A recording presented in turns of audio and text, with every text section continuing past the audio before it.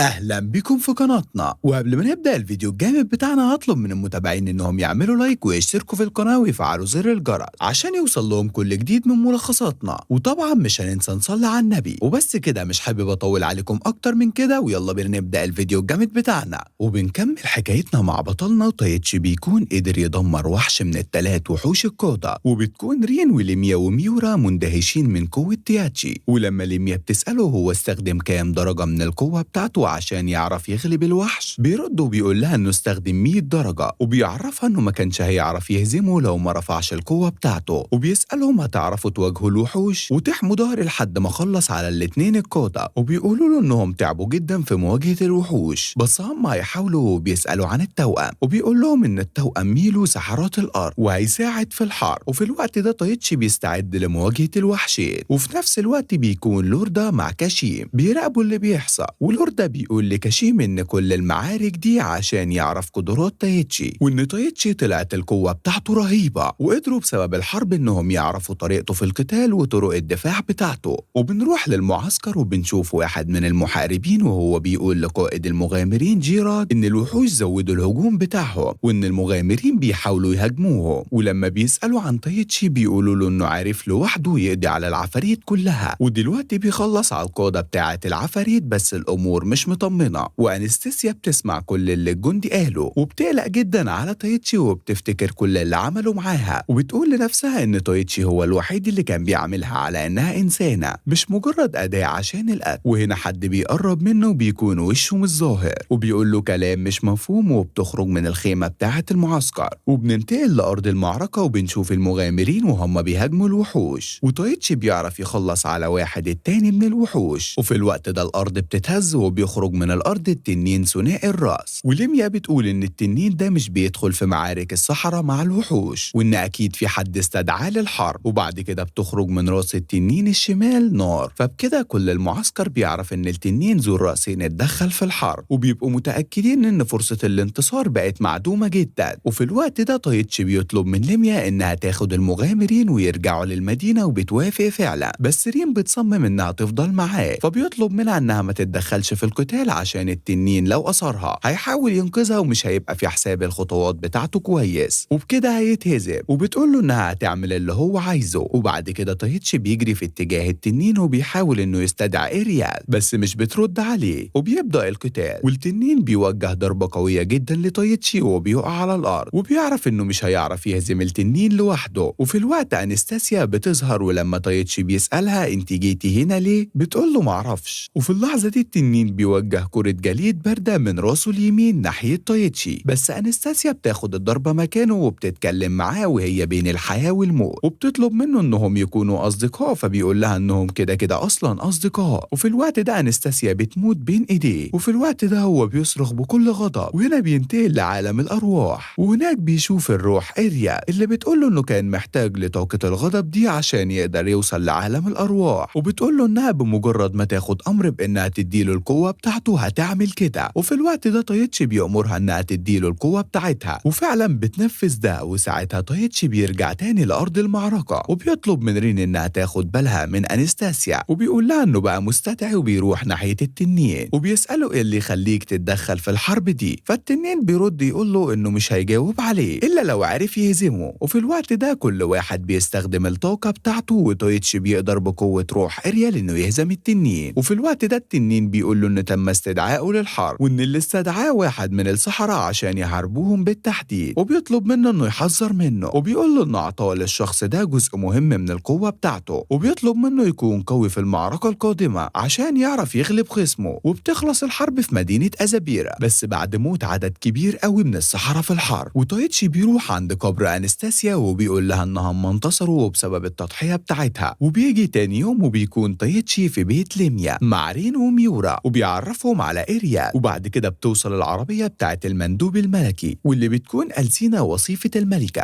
وبتقول لهم إنهم جاية لهم بأمر من الملك اللي هو جيلمار، وبتطلب منهم إنهم يروحوا معاها العاصمة الملكية وينفكس. وبعد كده بنشوفهم مع ألسينا في المعركة الملكية وهم في طريقهم للعاصمة الملكية. وفي الطريق بتقول لهم إن مملكة أنستين السحرية مش مشهورة بقوة السحرة اللي فيه، وطول ال30 سنة اللي فاتت كانت محكومة من فئتين. أول فئة مؤيدين للملك الملك جيلمار، وتاني فئة مؤيدين لأخوها الصغير دورتياس هايم. ولما الملك جيلمار قرر إنه يبعت سحرة مملكة تاني، بس أخوها الصغير دورتياس هام بيعترض بسبب إنه مش عايز فنون السحرة بتاعة المملكة يعلموه السحر في المملكة التانية السحر بتاعه، وبسبب كده هو وأتباعه اتمردوا على الملك جيلمار، وممكن كمان الحرب تحصل بينهم في أي وقت. ولما يوصلوا للمملكة بيشوفوا إن هي مدينة أشباح ومفيش أي حد بره البيت بتاعه، وفجأة بيجي سهم ناحية ريم بس تايتشي بيمسكه وبيكسره على طول. ولما بيدخلوا الأصل بيتعرفوا على بيلا رئيسة الصحراء، والجنرال سوميلا القائد الأعلى للجيش الملكي، والملكة شارلوت. ولما الملك جيلنار بيدخل القاعة الملكية، ليميا بتقول لهم إنهم ليهم شرط، ولو ما تنفذش هيرجعوا الأزابيرة. فبيقول لها إنه موافق على كل شروطهم، وبتسأله هو اللي استدعى تايتشي ورين من أرض البشر، فبيرد عليها وبيقول لها أيوة. وفي الوقت ده تايتشي بيتعصب جدا عليه وبيقول له إنه بسببه مش عارفين يوصلوا للوطن بتاعهم، وإنهم دخلوا في حرب هم مالهمش علاقة بيها. والملك بيعتذر ليه وبيقول له إنه هيتحمل نتيجة كل اللي عمله. ولما ريم بتبقى مع تايتشي في الأوضة بتقول له إنهم قدروا يعرفوا مين اللي استدعاهم، وبكده يعرفوا يرجعوا الأرض تاني. وفي الوقت ده بتدخل ألسينا وبتقول إنها الملكة مصممة تقابلهم. وفي الوقت ده الملكة بتعرف ليهم إن هي اللي استدعت تايتشي، وإن استدعاء رين كان غلطة لما واحد من الأعداء وقع الرسمة. وبتقول لهم إنها كانت عايزة مقاتل قوي عشان يساعدهم في الحرب، وبتعتذر لرين وبتعرفهم إن هي من الصحراء اللي بيعرفوا يتحكموا في الزمان والمكان، بس التعويذة بتاعة الاستدعاء ما قدرتش تعملها غير مرة واحدة بس في حياته، وبتوعدهم إنها هترجعهم تاني للأرض حتى لو هتضحي بحياتها. وفي الوقت ده بتدخل ليميا عليهم الأوضة وبتقول لتايتشي إنه مطلوب فورا. وبعد كده بنشوف تايتشي في حلبة القتال، والجنرال سوميلا بتقول له إنها عايزاه عشان تختبر القوة بتاعته، وبيدخلوا في قتال عنيف مع بعض، وتايتشي بيقدر يهزمها. وبعد كده سوميلا بتعرض عليه الجواز عشان يخلفوا مقاتلين شجعان زيه. وبالليل بيتكلم كبير الصحراء مع الملكة وبيطلب منها تحاول ترتاح الأيام الجاية عشان هتكون صعبة، وبتعرف إن اسمه الكاردينال لوردا ومن رجالة الملك جيرمال، بس خاين ومحدش يعرف كده. وفي القصر بتاع دورتيسيهام بيطلب المركز نيغلان من الملك دورتيسيهام إنه يهاجم العاصمة، وبيسأله عن الخطة بتاعته. ولما بيعرف إن عنده خطة مدروسة بيوافق على الهجوم. وتاني يوم بيجي الخبر لقصر الملك جيلمار إن جيش الملك دورتيسيهام والسحرة بيستعدوا للهجوم، وبيعرفوا إن عدد أفراد الجيش 1000 ساحر، وده غريب قوي لأن عدد الجيش قليل. وليميا بتحط ليهم خطة للهجوم وبيستعدوا للحرب. وبالليل تايتشي بيروح الأوضة بتاعة رين وبيطمنها إن بكرة في الحرب هيحميها، فبتقول له إنها خايفة جدا وبتطلب منه يبات معاها في الأوضة وهو بيوافق. وفي الوقت ده برضه بتكون ليميا مع ميورا بيتناقشوا في خطة الحرب. وفي الوقت ده ليميا بتشوف خيال حد قدامها من الشباك، وبعد كده في واحد بيهاجم أوضة رين وبيطعم اللي نايم على السرير بالخنجر، بس بيكتشف إنه فخ. وفجأة بيشوف الأربعة قدامه فبيهاجم رين. وهنا تايتشي بيتضايق قوي وبيفتكر اللي حصل لأنستاسيا وبيهاجمه وبيضربه بكل عنف، وبيسأله مين اللي بعتك، بس بيعرف يهرب من تايتشي وينط من الشباك وبيموت على طول. وفي تاني يوم الصبح بيستعدوا جنود جيلمار للهجوم، بس بيتفاجئوا تن جنود الثوار واقفين مكانهم مش بيتحركوا. وفي الوقت ده تايتشي بيستدعي إيريال وبيعرف عن طريق قوتها إنه يعمل خندق في الأرض قدام جيش الثوار اللي بيستخدموا السحر الموجود في الأحجار بتاع الخواتم بتاعتهم، وبيوجه لهم تعويذة سحرية ناحية القصر وبيرموا أحجار كبيرة قوي ناحية الجنود. وفي الوقت ده بتعرف إيريال إنها تعمل جدار حماية يمنع الأحجار توصل ليهم. ولما تايتشي بيعرف إن جيش العدو بيستخدم سحر الأحجار اللي موجودة في الخواتم بتاعتهم، بيقول للباقي يعرفوا إن سحر الأحجار هيخلص الطاقة بتاعة الصحراء وهيموتوا واحد ورا التاني، وإنهم أكيد ما يعرفوش اللي هيحصل لهم. وبيحاولوا إنهم يساعدوهم عن طريق إن ريم بتستخدم القوة بتاعتها في إنها تتحكم في المطر وتخليه ينزل على الجنود، فطاقة السحر بتبطل بسبب المطر لأن الأرض اللي تحتهم بتتحول لطين، وده بيبطل التعويذة السحرية اللي موجودة في الخواتم. وهنا بيظهر إنيميكس مساعد دورتسايم، وفي الوقت ده القائد بيقول له إنه خدعه لما اداله الخواتم، وإنه قال له إنه هيخليه يكسب الحرب. وإنيميكس بيرد عليه وبيقول له إنه عمل كده عشان يخليه يخسر الحرب وهو اللي ياخد المكان بتاعه. وبعد كده بيغرز السيف في جسم قائد الجيش وبيقع على الأرض ميت. وتاني يوم تايتشي بيستعيد الوعي بتاعه، وبعد كده الملك بيستدعيهم وبيقول لهم إن بنته عايزاه تكافئهم، وبيعرض عليهم مجموعة من الأسلحة الملكية وبيطلب من كل واحد فيهم إنه يختار سلاح لنفسه. فكل واحد منهم بيختار سلاح، وبعد كده سوميلا بتاخدهم لحلبة القتال وبتطلب منهم يجربوا الأسلحة بتاعتهم، وبتقول لتايتشي إنه هيتدرب معاها هي. وبعد كده بنشوف تايتشي في ساحة ساحة المدينة، وهناك بيلاقي سكان المدينة كلهم بيتكلموا عنه وبيحيوه على الشجاعة بتاعته، والأطفال الصغيرين بيطلبوا منه إنهم يسلموا عليه. وفي نفس الوقت في القصر في الحلبة بتاعة القتال بتكون رين وميورا بيتدربوا على استخدام الأسلحة الجديدة بتاعتهم. وفي الوقت ده ليميا بتقول لسوميلا إنها عارفة إن هي بتحاول تخفف عن جنودها قبل الحرب. وفي نفس الوقت تايتشي بيحس إن في حد ماشي وراه، فبينادي عليها وبيطلب منه إنه يظهر نفسه، فبيكتشف إنه كاشي. وفي الوقت ده بيكتشف إن كاشيم عايز ياخد طاره منه وبيطلب منه إنهم يتقاتلوا، بس تايتشي بيقول له إنه مش هينفع يعرض حياة الناس للخطر. وكاشيم بيقول له إنه لو رفض إنه يقتله هيحط سم في كيل أبار بتاعة شرب المية اللي في المدينة. وتايتشي بيوافق على القتال وبيروح مكان بعيد قوي عن المدينة والناس. وبعدها كاشيم بيقول له إنه فقد الدراع بتاعه في القتال الأخير معاه، وإنه عارف إن القوة بتاعته أكبر من القوة بتاعته. بسبب كده جاب معاه تمثال هيزود القوة بتاعته وهيخلي قوتهم هما الاتنين متساوية. وتايتشي بيوافق على طول، وبعد كده بينطلق كاشيم القوة اللي موجودة جوه التمثال، فبتقلل من قوة تايتشي وبتخلي القوة بتاعتهم متساوية، وبيبدأوا القتال وبيدور بينهم قتال قوي جدا. وبيعرف تايتشي إنه يهزم كاشيم، وإيريال بتطلب من كاشيم إنه يرجع لتايتشي القوة بتاعته، فبيقول لها إنه لازم يكسر التمثال. وأول لما تايتشي بيكسر التمثال بيخرج منه كاين مظلم وبيهاجم تايتشي، وهنا بتظهر غرامي وبتدافع عن تايتشي، وبعدها كاشيم بيساعدها وبيدمروا التمثال. بس الكيان المظلم مش بيختفي، وكاشيم بيقول له إنه هو لورد عطانا التمثال ده عشان يقلل من قوة تايتشي في القتال، بس ما قالوش أي حاجة أبدا عن الكيان المظلم. وبعد كده بيقرر تايتشي إنه يخلص من الكيان المظلم، وتايتشي بيكسر غرامي اللي بيتجاهلوا الكلام بتاعه. وبعد كده بتاخد كاشيم وبتمشي، وفي الوقت ده بيسمعوا صوت جرس الحرب، وتايتشي بيعرف إن جيش السور أعلنوا الحرب على المملكة. وبنشوف بالليل لورد وهو بيتكلم مع ملكة الظلام، وبيقولوا إنه هو اللي حط الكيان المظلم في التمثال اللي عطاها الكاشيم. وفي الوقت ده بيظهر إنيميكس في مملكة الظلام بتقول له وبتطلب منه يحقق بكرة في حرب المجد اللي كان دايما بيتمناها. وبالليل بيستعد الجيشين للحرب، ووقتها تايتشي بيقول لرين إنه هيحميها، فبتعرفوا إن بكرة في الحرب هي اللي تحميه، وساعتها بيتفقوا إن هما الاتنين يقتلوا الأعداء مع بعض ويهزموه. وتاني يوم بيجهز الميكس جيش كبير جدا، ولما الملك دوريتس هايم بيشوفه بيقول له إنه مساعد ممتاز وإنه عرف يعد الجيش في وقت قصير جدا. ولما يعرفوا إنه خايف من تايتشي، الميكس بيقول له ما تقلقش منه، أنا محضر ليه خطة مخصوص. وفي نفس الوقت الملك جيلمار بيكون جاهز الجيش بتاعه، وبيطلب منه إنهم يستعدوا عشان يدافعوا عن المملكة بتاعتهم. وبعد كده سوميلا بتدي الأمر بالهجوم، والجيشين بيتكابشوا مع بعض في القتال، وتايتشي بيستعد عشان يطير بقفزة واحدة وبيوصل بيهم لمعسكر دوريتس هاي. وبنروح عند ملكة الظلام اللي بتسأل الكارديال إن تايتشي هيستخدم كل قوته في الحرب، فبيرد وبيقول لها أنا متأكد إنه هيستخدم قوته. وبنرجع للساحة بتاعة المعركة عشان نشوف السحرة سويسرا وهي بتتحدى رين، وبيبدأوا القتال، وسويسرا بتتفاجئ بالقوة بتاعة رين. وفي نفس الوقت واحد من القادة بتاع جيش العدو بيتنمر على ميورا وبيقول لها إن البنات الحلوين اللي زيها مكانهم في البيت مش في الحروب وساحة المعركة. فبترد وبتقول له أنا هوريك البنات الحلوين يقدروا يعملوا إيه، وبتديله ضربتين بالسيف الناري بتاعها وبيقع ميت. وبنشوف ليميا بتلاقي تعويذة ميديوسيا على مجموعة من الجنود، وبتقول لهم إنها مش هتقتلهم عشان هم مش سكان المملكة، بس هتمنعهم إنهم يتحركوا. لما بتحاول تستخدم العصاية السحرية بتاعتها، الساحر بيلاقي عليها تعويذة سحر التشويش وبيجمد العصاية بتاعتها، فبتعرف تتخلص من التلج اللي على العصاية، وبتقول لها إنها مش هترحمه، فبتستخدم تعويذة ختم الريح والقمر بتخلص عليه. وفي نفس الوقت بيدخل تايتشي لخيمة دوريتس هاي وبيطلب منه إنه يستسلم مقابل إنه ما يأذيهوش هو وجيشه، وبيعرف إنه هو وأخوه عايزين راحة شعبهم بس يدافعوا للحرب. وبتظهر إيريال وبتحاول تقنع دوريتس هايم بالاستسلام، وبيرفض. وقتها يبتدي مساعد الملك إنه يستخدم تعويذة بترجع الجنود اللي ماتت للحياة بس في شكل زومبي، ومش بيميز بين جنود جيشهم وجنود العدو. وهنا إيريال بتقول لهم إنها حاسة بحاجة غريبة قوي، وفي اللحظة دي إنيميكس بيبان عليه الجنود وبيقول لهم إنه تابع لمملكة الظلام، وإنه اداله أقوى تعويذة اللي بتحول الجنود بعد ما يموتوا الزومبي. وبيقول لهم إن صراعهم ما يهموش، وإن الجنود الجحيم هيخلصوا على سكان المملكة دي، وبعد كده هيدخلوا على المملكة اللي بعدها لحد ما يقضوا على كل الممالك كلها. وبعد كده جسمه بيبتدي يتحول، وبنعرف إن هما من 200 سنة كانوا في حرب اسمها الارتيال الدموي، والحرب دي الجنود فيها بيتحولوا لزومبي. ووقتها الجيشين قتلوا بعض وقتلوا سكان المدرسة، ومات في الحرب دي أكتر من 700 من سكان المملكة. وبنروح لأرض المعركة اللي بقت مليانة زومبي، وفي الوقت ده ليميا بتقول بتقول لميورا إن التعويذة اللي سيطرت على الجنود تعويذة مش عادية، وإنها سحر أسود والكيان المسؤول عنها كان كيان ظلامي، وإنه ما عرفوش يوصلوا ليه ويقضوا عليه، والجنود هيفضلوا تحت تأثير التعويذة ومش هيعرفوا يسيطروا عليه، وساعتها هيزحفوا على وينكس وهيدمروها وهيقتلوا السكان بتاعتها. وبعد كده رين بتطلب من سويسرا إنها تتحد معاها عشان يخلصوا على أكبر عدد من الزومبي، وبيتوافق وبينضموا وبيفضلوا يقتلوا فيهم مع بعض. وبنعرف إن رين مصابة إصابة خطيرة جدا في رجلها، وبنروح لتايتشي اللي بيحاول يستخدم قوته عشان يعرف يقضي على الزومبي. وفي الوقت ده دورستاين بيطلب منه ما يترددش، وبيقول له إنهم لازم يقضوا على جيش الزومبي قبل ما يدمروا المملكة. وبيقول لتايتشي إنه ندمان على اللي عمله، لأنه بدل ما يحمي أهل مملكته كان السبب في موتهم ودمار المملكة. وبيقول له إن قوة المساعد بتاعه ما كانتش قوة سحر عادي، والكيان المظلم اللي هو عطاله القوة بتاعته وعمل كل ده عشان يحاصره هو وهنا. وبيكون تايتشي بيتأكد إن هو السبب في كل اللي حصل، وبيقرر إنه يضحي بحياته ويستخدم كل القوة السحرية بتاعته عشان ينقذ المملكة وكمان ينقذ الناس اللي بيحبوه. بس إريال بتمنعه وبتقول له إنه هو طول الفترة اللي فاتت كان مخبي عليها حقيقتها عشان كانت خايفة إنه يستدعي كل قوتها اللي يمكن ما يقدرش يتحملها وبسببها يموت. وهنا بتظهر إريال الشخصية بتاعتها الحقيقية، وبنعرف إنها الروح شالت واحدة من الأرواح الأربعة العظام. وبيقدر تايتشي باستخدام القوة بتاعتها إنه يعرف يفك تعويذة السحر الأسود. وفي الوقت ده كل الجنود بيرجعوا لطبيعتهم تاني، وهنا إيمينكس بيتحول لوحش عملاق، وبيقول لتايتشي إن اللي حصل ده من تدبير سيديتو اللي بيسموها الكيان المظلم، وإنها عملت كل ده عشان تختبر قوة تايتشي وعشان هي هتدخل الحرب وعايزاه يكون معاها. بس بيرفض يقول لها إنه عمره ما هيكون واحد من جنود الظلام، وبيضربه بكل عنف لحد ما بيعرف إنه ينتصر عليه. وبينتصر جيش الملك جيلمار وبترجع الحياة في المملكة لطبيعتها. وتاني يوم بيستعيد تايتشي وعيه، فبيلاقي إن المغامرات حواليها وساعتها بيشكروه عشان هو كان سبب انتصارهم في المعركة. ولما بيسألها رين عن الإصابة بتاعتها بترد بتقول له إن ليميا عالجت الإصابة بتاعتها بتعويذة طبية، والإصابة بتاعتها ما بقاش ليها أي أثر. وبعد كده الملكة بتيجي وبتشكر تايتشي بنفسها. وفي تاني يوم بنشوف تايتشي وهو مع الملك في الأوضة بتاعة الإعدام، وفي الوقت ده بيدي أوامر لسوميرا فبتنفذ حكم الإعدام فورا على الملك دورستاين. بعد كده الملك بيكافئ رين وتايتشي والباقي اللي معاهم، والملكة بتوعدهم إنها تحاول ترجعهم للعالم بتاعهم، بس هما الاتنين يعرفوا إنهم مبسوطين في عالم الصحراء وليهم أصدقاء كتير وبيحبوهم وفرحانين جدا لصديقاتها. وبعد كده بيتوجهوا لمدينة أزابيرا، ولما بيوصلوا لمدينة أزابيرا بيكتشفوا إن أهل المدينة بيحضروا المهرجان عشان يحتفلوا بانتصارهم، وكلهم بيساعدوهم. وساعتها تايتشي ورين بيقترحوا على قائد المغامرين جيراد إنهم يشاركوا في المهرجان بنوع حلويات خاص بيهم. وبتعرف رين بالقوة السحرية بتاعتها إنها تحضر كتلة كبيرة من التلج، وبياخد تايتشي جزء منها، ومساعدة شيلفيت بيعرفوا يحضروا آيس كريم فواكه لكل المدينة بتاكل منه. وبالليل المغامرين بيستخدموا السحر بتاعهم وبيطلقوا الألعاب النارية في السماء. وهنا بنكون وصلنا لنهاية الفيديو بتاعنا النهاردة. وقبل ما نقفل الفيديو الجامد بتاعنا هطلب من المتابعين إنهم يعملوا لايك للفيديو ويشتركوا في القناة ويفعلوا زر الجرس عشان يوصل لهم كل جديد من الملخصات بتاعتنا. وطبعا ما تنسوش تقولوا لنا ايه اكتر جزء حماسي عجبكم في الكومنتات، ولو عندكم اي مسلسلات تانية حابين ان احنا نلخصها لكم اكتبوها لنا تحت في الكومنتات. وبس كده، مش حابب اطول عليكم اكتر من كده. اشوفكم الفيديو الجاي، مع السلامة.